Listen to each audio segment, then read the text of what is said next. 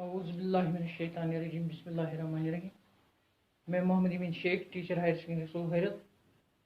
इस वक्त मैं 11वीं जमात के तलबा व तालिबात को मसनवी सहरुल बयान से चंद सवालात लिखवाऊँगा।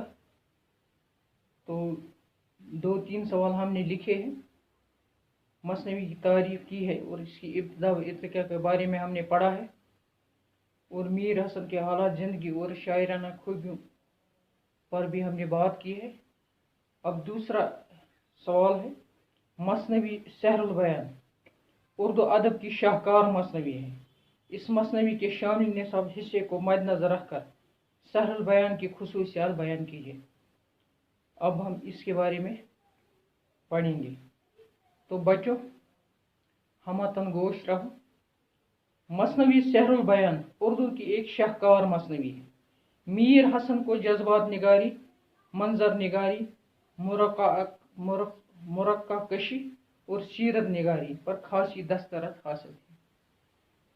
इनके बयान का तसलसल और तशबीहात व इस्तिआरात का बरमहल इस्तेमाल भी मौजूद है।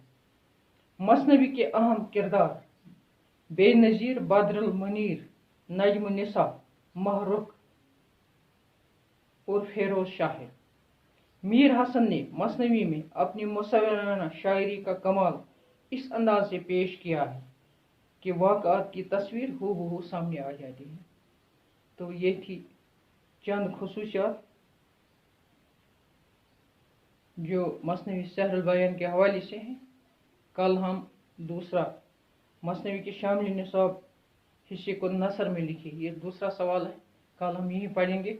आज इतना ही। अस्सलामु अलैकुम वरहमतुल्लाहि वबरकातुहू।